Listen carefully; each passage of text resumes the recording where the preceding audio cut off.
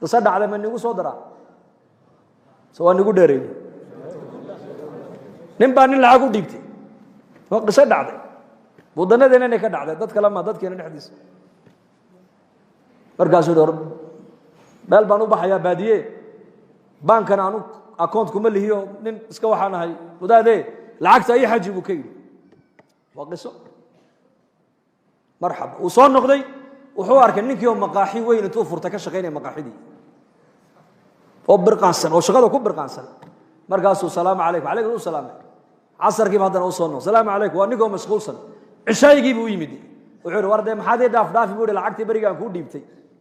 يا نص عدايه لعقت هذه واتا شقينيس واتا شقينيس ويان ورمحل لهدها لعقت هذه واتا شقينيس ورلعقت امانه هيده شركاء من وهين امانه كو ديبتي وانكو امني ولا لعقتيدي سي مرقاس اوري سو دعوي مخلكن لعقت لغو قاده مقاحيهنا دوشيسا wuxuu ku qortay inna fatahna laka fathan mubina ayda meeshadi ma la dhigay war ma la dhigay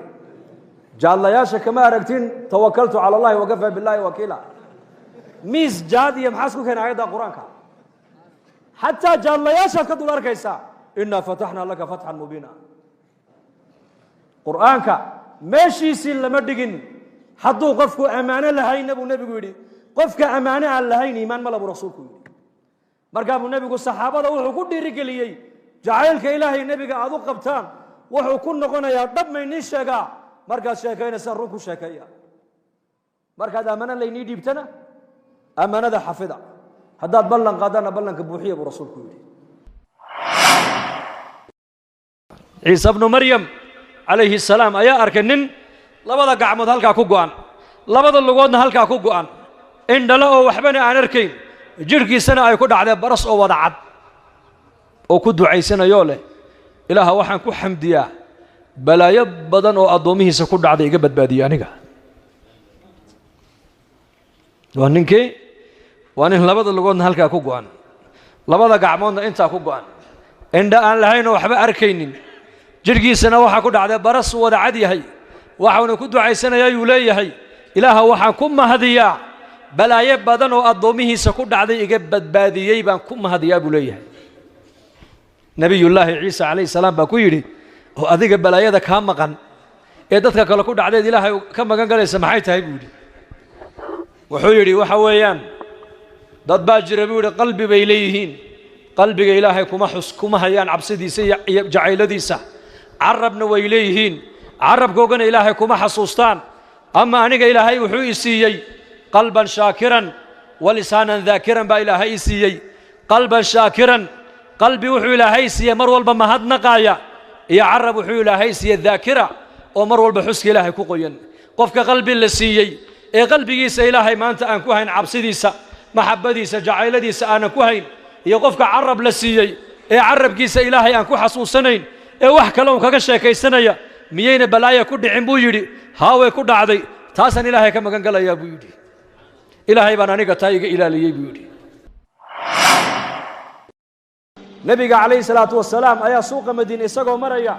nin wuxuu arkay awr iibinaya markaasuu nabigu yiri awrka ma iibinaysaa ha imisa inta way heshiiyeen markaabuu nabigu ku yiri soo raac awrka lacagtiisa ma ku siinay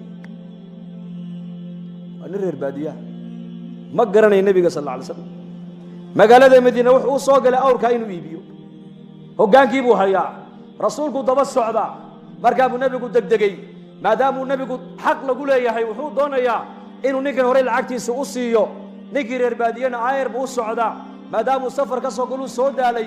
aayar buu u socdaa uu daba bildhaansanayaa markaabuu nabigu soo daymooda wuxuu arkay ninkii oo nin kale la taaganoo awrkii ka iibinaya markaabuu nabigu soo noqday wuxuu arkay ninkii oo lacag loo tirinayaba markaasuu nabigu ku yiri war xagee soonigii kala iibsanay ma ninkii reer baadiya ay dhigamaad iibsan markaabuu nabigu waan heshiinay tamma albay qiimihiina waan ka wada hadallo waan isla afgaranay waxaad hadda ila socotay kaliya inaan lacagtiisa ku soo siiyo markaasuu ninkii yiri may igamaad iibsan markaabuu nebigu leey war waan kaa iibsaday muslimiintii reer madiina oo dhan baa ku soo ururay waa la isku dhageysanayaa acraabigii wuxuu leeyahay igamaad iibsan nebiguna waxa uu leeyahay war waan kaa iibsaday waan kaa gatay iyo igamaad gadan ninkii acraabigaa yidhi war inaad iga iibsatay markhaati ma haysataa markaabuu nebigu dadka sidaa u eegay khusaymata ibnu thaabit nin la yidhaah oo reer madiinaa soo boodo yidhi anaa markhaatiya buu yidhi inuu nebi maxamed calayhi salaatu wasalaam uu iibsaday maaragtaane awrka inuu kaa iibsaday anaa maragga furaaya markaabuu nebigu sidaa u eegay khusayma yaa khusayma markaan ninkan kale iibsanaynay meesha maad joogine seed markhaatiga aniga aad iigu qaadaysaa markaasuu yidhi yaa rasuula allah warkii samada ilaahay kaaga soo dhiibay ee jibriil uu kuu keenay baan kaa rumayne ma bini aadamkan aad baan u sheegi buu yidhi ma bayciga addoonkan ina dhex maray baad been ka sheegi inaad ka iibsatay waxaan ku rumaystay tidhidda aad tidhi waan kaa iibsaday intaa baan ku sadaqay buu yidhi markaabuu nebigu calayhi salaatu wasalaam wuxuu yidhi maanta laga bilaaba khusaymata ibnu thaabit saxaabiga la yidhaahdo maanta laga bilaabaa halka laba nin marag looga baahan yahay isaga keligii baa ku filan buu rasuulku yidhi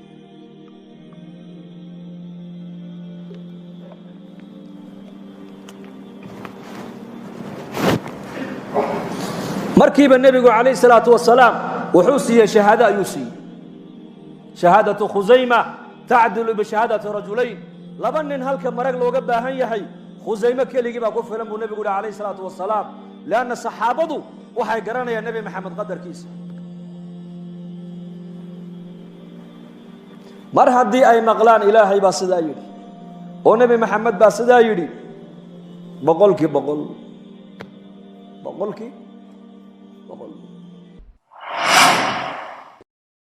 nin taajira oo ganacsada ayaa jamaaca ku ziyaaratay xafiiskiisii shaashad weyn baa hor taalla xafiis kasta oo shaqaalihiisu ay fadhiyaan kameraba u dul saaran halkaa buu kala socdaa si fiican hadalka u dhagaysta markaasay jamaacaddii kolkay u xadiiseen bay ku yidhahdeen shaashadda inaad kolba mar eegay sideed dadkuna dhex soo socdaan wuxuu yidhi waa shaqaalahaygii baan halkaa kala socdaa buu yidhi oo gabdhaaba ku jire maxaad gabdhaha u khaawisi buu yidhi mar markii qaarkood shalmadaaba ka dhacayse wuxuu yidhi si kale oo lagu aaminaa ma jirto kameraagaa bay ka baqayaan deedna xoolahaygii iyo shaqadeydii baa ii nabadgalaysa buu yidhi ninka dadkaa muxuu ka aaminsan yahay markaa u shaqaynayo oo dhan waa tuug way idhacaan kameraaga waxaan u wada duldhigay waa in xoolahaygu ay ii badbaadaan saasuu ka aaminsan yahay soo mahinde muxuu ka aaminsan yahay waa tuug qof la aamini karaa ma jirto mid baa mid sidaa ku yidhi dadka maanta wax la aamini karaa maba jira buu yidhi kaad meel u dhiibtaba uu ku dhacayaa buu yidhi ayib shaqaalihiisii qof ka mida ayaa maalin isagana meel lagula kulmo markaasaa lagu yidhi maalin baan sarfiiska kugu soo maray yaad u shaqaysaa shirkaddaa baan ka shaqeeyaa imse sanaa ka shaqaysaa 7 sano lacag muxuu ini siiyaa intaa maalintaad shaqada bilowday ilaa 7 sano lacagtaadu ma intaa unba haa waa intaa oo nima biiriyo sanad kasta wuxuu nagu yidhaahdaa waa nii biirin noomana biiriyo ballan kasta sanad walba ballan buu noo qaadaa ballanna ma ilaaliyo waana beenaale bay yidhahdeen iyakii shaqaalihii waxay isaga ka aaminsan yihiin waa beenaala ninkaasi isagii iyaka wuxuu ka aaminsan yahay waa tuug haddana ninkii maalin dambaan aragnay bal waranoo ma fiicantoa shirkaddii way kacdo waan xidhay buu yidhi maxaad u xidhay wax dad aan aaminaan weynay buu yidhi khalaas dadkii ammaano male buu yidhi waxaa laga yaabaa dadka u shaqaynaya o dhan inay jaamacada ka soo baxeen isagani inuu jaamacad soo dhigtaan laga yaabaa laakiin ammaano qofki inuu yeesho inuu ballan buuxiyo uu noqdo inuu rusheego uu noqdo inuu cadaalad falo uu noqdo inuu dabeecad wanaagsano uu noqdo ma dibloom bay u baahan tahay mise iimaan bay u baahan tahay bal ii sheega iiga jawaaba qofku inuu run sheego noqdo uu ballan buuxiye uu noqdo ballan ilaaliye dabeecad wanaagsane cadaalad sameeye ixsaan sameeye inuu noqdo ma dibloom buu u baahan yahay ma maqasha weli jaamacad la yidhi ninka ka soo baxa wuxuu noqonaya nin ammaano xaafida nin run sheege ah nin ballan buuxiye ah nin cadaalad sameeye ah ma maqasheen ma jirtaa jaamacad caynkaas ma jirto way jirtaa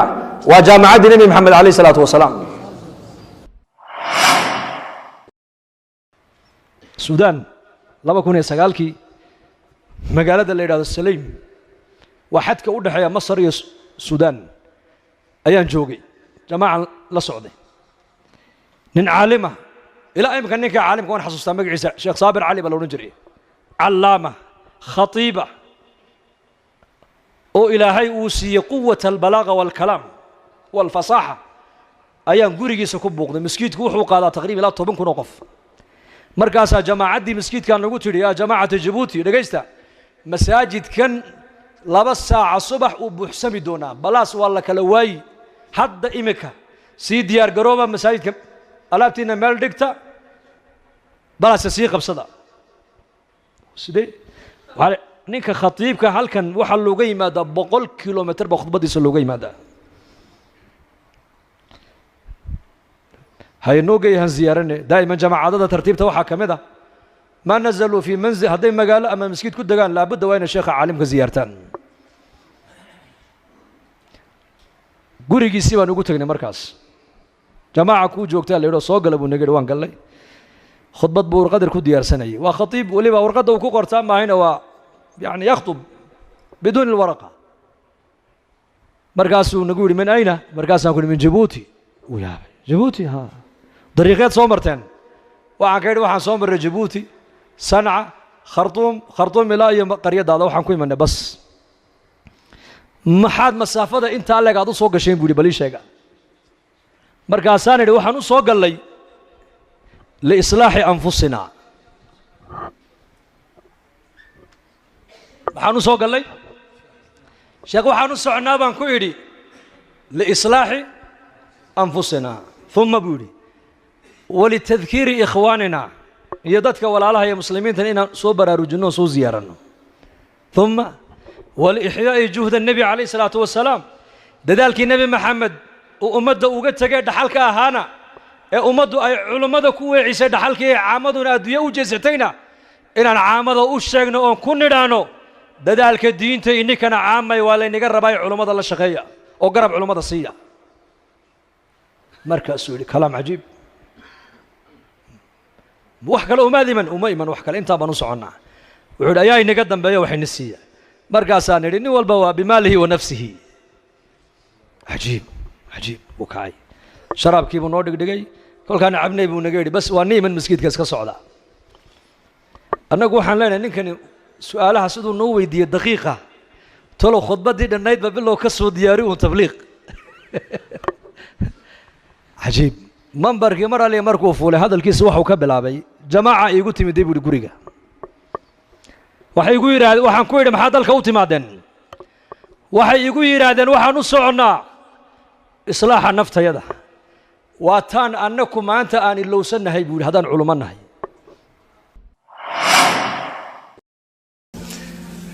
abu darda iyo salmaan qiso dhex martay baan ii sheegay salmaan farisi buu ahaa radia allahu canhu wuxuu damcay markaa inuu guursado abu dardaayo markaa uu nebigu walaala uu ka dhigo walaaleeyey ukhuwat alislaam ayuu ku yidhi abu dardaayo reerkaa gabdho fiican bay leeyihiine gabadh ordoo iiga doon waa hagaag markaa dibadduu ku sugayaa aqalku aqal weyn maaha waa aqal yaroo cariisha abu dardaaba aqalkii soo galo waa la soo dhaweeyey waa qoys markaa yaman ka soo guuray oo gabdho wanaagsan ilaahay siiyey marka abu dardaa baa yidhi waxaan inantiinaa heblaayaan u socnaa oo ayaad u rabtaa walaalkay salmaan alfarisi baan u rabaa markaa bay yidhahdeen salmaan inantayada siini mayne laakiin adigaa ku siinay ku yidhahdeen. gabadha weligeedii mar hadduu ku yidhahdo waan ku siiyey uu ku siiyey ogow khalaas waa xaaskaagii. laanna waa saddexda nebigu yidhi saddex kaftankooguna waa dhab dhabtooduna waa dhab. islaanay waan ku furay kaftan ma gasho way furantay khalaas. nebiga ku salliya inantaydii waan ku siiyeyna kaftan ma gasho waa sidaad u siisay khalaas. walciyaadu billah diinta waan ka baxay qofka hadduu yidhahdana waa uu ka baxay ogow walciyaadu billah. marka abu darda uu yaabay gabadhii khalaas isaga la siiyey. siduu ugu sheegay walaalkii saaxiibkii salmaan wuuna sugayaa salmaanoo isna caroos buu isku diyaariyey. carooskooguna berigaa maba adkayna gabadha intoo laysa siiyo ayaa isla markaaba saxaabiga aqal yar loo tartiibinayay habeenkaaba u aqalgalayay. inan lacagaha iyo daaraha iyo tumashada iyo hoteelada iyo buuraha la iskala dhacaya maaha ee macsiyada lagu dhisaya maaha. nabiyullaahi moxamed calayhi salaatu wasalaam inantiisa faatima markuu cali uu dhisayay ayagoo maskiidka ka soo wada baxo isgarab socduu nabigu ku yidhi cali ka warran faatimo haddaan kuu dhiso. markaabuu sii jeesto uu ka xishooday. faatimo waan ku siiyey buu yidhi caroosna waa taysa soo diyaari buu ka yidhi. uu socday inantiisii buu nabigu u tegay faatima aabbo waan ku dhisay de yaad ii dhistay cali baan kuu dhisay. radia allaahu canha way aamustay way xishootay. markaabay hadasho aabba ma hadlaa hadal buu ka yidhi dee cali baad ii dhistay haa cali yar calool buuran yahay haye habeenoodna uu leeyaho habeenkii indhaha aad wax ugama arka bay ku tidhi. markaabuu nabigu ku yidhi faatima laqad zawajtuki wa inahu la aqdamu ummatii silman wa akharuhum cilman wa acdamuhum xilman buu ka yidhi. faatima ninka aan kuu guriyey waa ninka islaamnimada ummaddeeda ugu soo horeeyey ugu soo hor islaamay waana ninka ummaddeeda ugu cilmi badan waana ninka ummaddeeda ugu dulqaad badan buu rasuulku yidhi. barkintaana qaado qadiifadaana qaado weelkaana biyaha ku dhaansada caawana waa ku hoynayaayo diyaar garow buu ka yidhi. inagu iminka gabdhaha waxba kuma darnee waxunbaa ka sugnaa sooma. inta badan soomaalidu markay dhisayso wiilkay kharashka badan ku bixiyaan. nebigu inantiisii faatimo markuu dhisayay u raaciyey barkin buu siiyey oo gogol buu siiyey oo weel buu siiyey. marka guurkooga u fududaa keena zamankan ee cadaabka maaha u fududaa noloshu way fududayd. guurka haddii la fudaydiya bay culimmadu leeyihiin zinada inay dhallinyaradu ku dhacda ayaa adkaan. haddii guurka la adkeeyo waxaa la fududeeyey ogow zinadii baa la fududeeyey. marka guurka inaan fudaydina diyaar ma unahay waa sababta keliya bay culimmadu leeyihiin fasaadkaan kula dagaalami karno. guurkana la badiyo in la fudaydiyo welibana. salmaan farisi bannaankuu taagan yahay walaalkii abu darda ayuu sugayaa. abu darda baa soo baxay markaa salmaan baa yidhi bishaare bishaare wuxuu ihi wixii meesha ka dhacay inaan kaaga warramo waan ka xishoonayaa buu yidhi. waraa xishoona ii sheeg maa lay yeelay mise waa lay diiday. waniba gabadhi adig waa laguu diiday laakiin anaa laysiiyo caroosa buu yidhi anaaba caroosaba. markaasuu qoslayo wuxuu yidhi ka xishoonaya adiga mahe waa aniga buuhi waayo calaf ilaahay adiga kuu qoray calafkaagii samada lagaaga qoray iyo adigan anuna dhex socday buu yidhi. ka xishoon adiga maaha buuhi waa aniga ee walaal adigan allaha kuu barakeeyo. zamankeena arrintaa ma dhici lahayd waa la isku rogman lahaa soo maaha waad ii dhigte.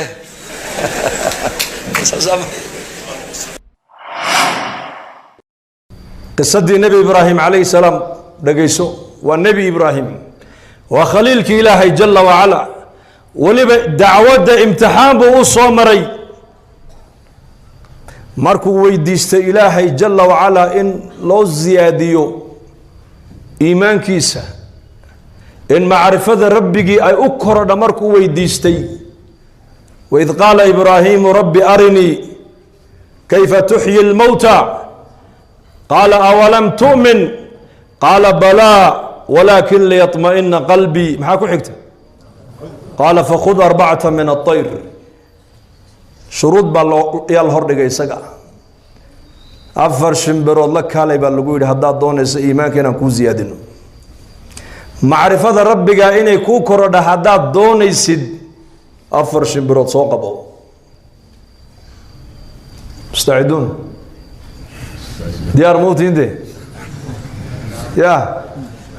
halkaan u socdo waad fahamteen soo maha fakhud arbacata min aطayr afar shimbirood soo qabaa laga yidhi cilm alyaqiin uu leeyahay laakiin wuxuu rabaa cayn lyaqiin inuu arko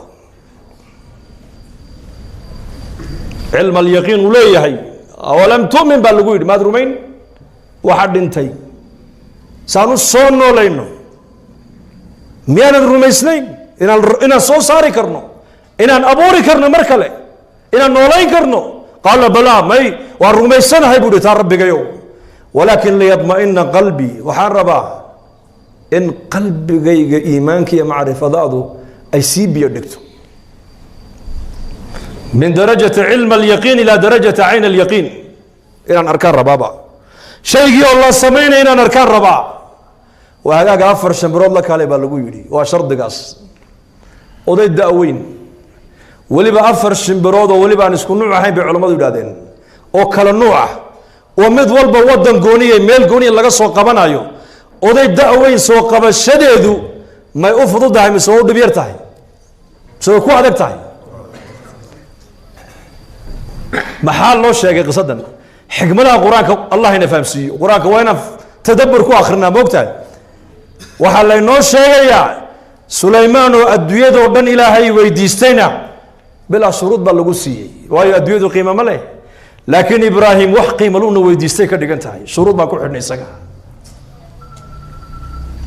diintu qiimay leedahay oo nebi sulaymaan mulkiga adduunyada ma dadaal buu ku helay mise duucu ku helay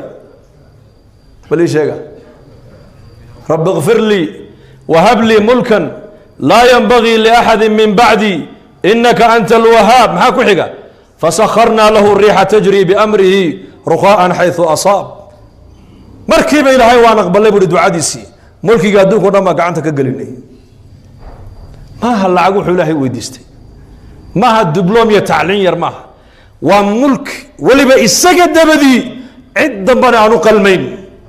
ayaa ilaahay iyuu yidhi ilaahow isii dembigayga ilaahow dhaaf mulkiga caynkaasan ilaahow isii ilaahay wuxuu yidhi markiiba wuxuu yidhi waan ka aqballo ducadii waan siinay mulki intee leeg baa la siiyey markaa hadalka shimbiraha la baray quraanjada hadalkeegii buu maqlay dabaylaha loo sakhiray jinka iyo shayaaiinta iyo cafaariidda ayaa gacantiisa ilaahay soo geliyey oo amarkiisay badaha intay ku galaan jawaahirta iyo dhamankay u soo saarayeen aqaladay u dhisayeen wadooyinkay samaynayeen waxali wuxuu u baahdo dhan nabi sulaymaan jinka iyo shayaaiintu u diraayey waxali waxa shimbire iyo hawada duuloo dhanna korkiisay sidaa u socon jireen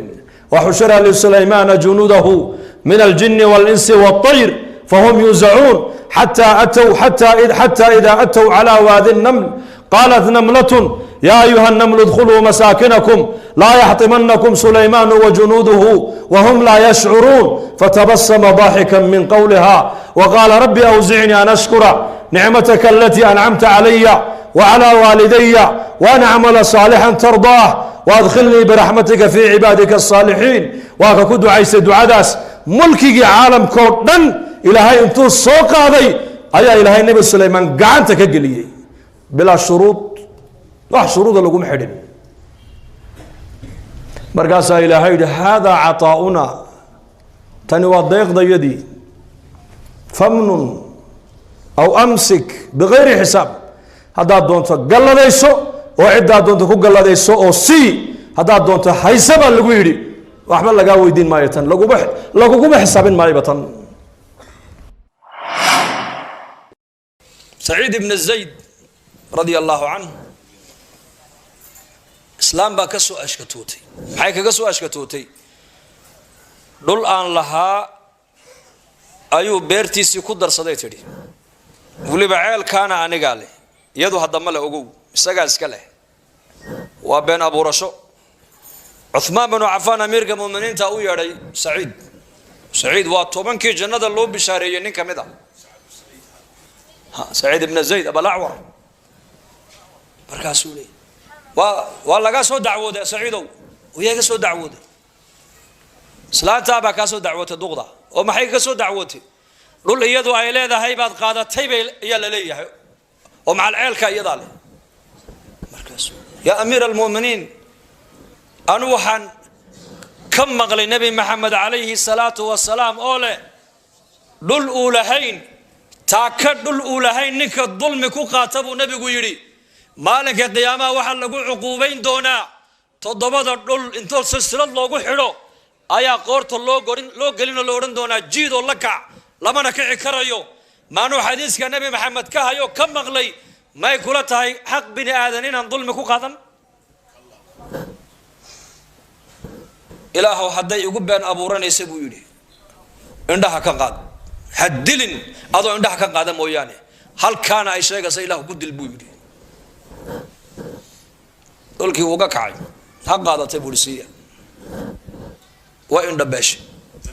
دم مركاسي أورنجرتي ويهبارك سعيد بايقول داعي ويهبارك سعيد بن زيد بايقول داعي أيضا إن دلو دول كي أي كل شيء قتي إسقط وريجي سو إن دلا أي عيلكي كود عادي بره عيلكي بكود عادي لقى ما بس وصار نالكي بقبرك لقى دقول لقواس حق بني آدم كعيار ما أنو النبي محمد كم مغلي تاك إلا إيجو دول حق الناس نيكا قردركو قاتا تضبط دول بقيامها قرت اللوجلية أو لقوير هذا لك عجيد لما نكعي كرم النبي يقول ما جيدي كرايو ما أنو حديث كنبي محمد كم مغلي ما يقولها عثمان وين دول بني آدم حق درك كقادا إله هذا يقول بين أبو راني سيبوري عنده أنا كقاد هل كان إله كد البيود أحسوا الله كبق وحب بني آدم كحقه كاجو جنيه ومحي والله كبق مركز إلهي كو حساب تمسين وكو أركايو وكو مغلايو آخر إني جرتنا يكو هرتالو حق بني آدم إن أبدا كو ديرن ميسد لكن غير موقف بني آدم كو إلهي إنه ظلم كقلا بني آدم كان ظلم كقلا وأمركو إلهي اللوبو آخرة وخدك كسر dadkii wan wanaagsanaa jannaday arkayeen oo qiyaamahay arkayeen oo ilaahay wajigiisay arkayeen culimada qaarkood rag baa ilaahay daatadiisa arkaya habeenkii markay seexdaan rag baa habeen walba nabi maxamed la kulmaya calayhi salaatu wasalaam yaxya ibnu mucaad baa ka mid ahaa markuu geeriyooday ayaa manaam lagu arko lagu yidhi yaa sheekh yaxya nin waacida oo muxaditha oo zaahida oo ummaddu jeceshahay baad ahayde maa facala allahu bika maxaad rabbigaa kala kulantay noo sheeg baa lagu yidhi markaasuu yidhi fudixtu waan ku fadeexadoobay buu yidhi banka qiyaamaha oo ilaahay baa iigu yidhi soo qabta yaxya ii keena waa lay horgeeya ilaahay markaasaa ilaahay igu yidhi shaykhaagan xun maanta camalka aad agtayda soo dhigatay eed isleedahay waad ku badbaadaysaa sheeg baa laygu yidhi buu yidhi markaasaan idhi yaa rabbi 36 xaj ayaan carafo joogsaday oon agtaada soo dhigtay markaasaa ilaahay igu yidhi midna kaamaan aqbalin sheeg camal kale markaasaan idhi yaa rabbi 63,000 oo khatma qur'aaniya ayaan soo khatiman wataa markaasaa laygu yidhi midna kaamaan aqbalin waan kugu soo celiyey sheeg wax kale markaasaan dhulka eegay markaasaan is idhi dee camalkeen kaloo sheeganba labadii camale islahaa waad ugu rajo fiican tahay waa 36 xaju carafo istaageen iyo 63,000 oo khatmat alqur'aan ah intiiba markii laygu soo celiye layidhi lagaama aqbalin laygu yidhi ayaan madaxa ganoodiyey oo laygu yidhi welibana kor u taag madaxaago camalka aad agtayda soo dhigatay maanta aad leedahay waad ku badbaadaysaa itus markaasaan idhi yaa rabbi hee anu waxba ma wato waxba ma soo qaadan ba hee adigaan ku imide bas waxaan garanayay inaan u tagaya rab kariima ghafuura shakuur raxiim sataar xaliim latiif cafuwun ghafuur rabbiga sifaadkaa leh inaan la kulmaayo ayaan garanayo waxba ma watee yaa rabbi anigu adaan ku imide bas markaasaa ilaahay gu yidhi haddaad ii timidee waa kuu dembi dhaafee jannada gal markaa raxmaddii ilaahay baa jannada ku galee dadka u sheegay buu yidhi hadday waa taabiciintii waa zuhaaddii waa muxadisiintii waa salafu haadihi alumma xasan albasri maantaan akhrisanayay maanta xasan albasri wuxuu yidhi 30 sano ma qoslin 40 sanana hadal maa laa yacni oo kaftana kuma hadal buu yidhi inagu maalintii imse jeer baan kaftannaa imisaan caytamaynaa imisaan ummad xamanaynaa imisaan waxaan doonnaa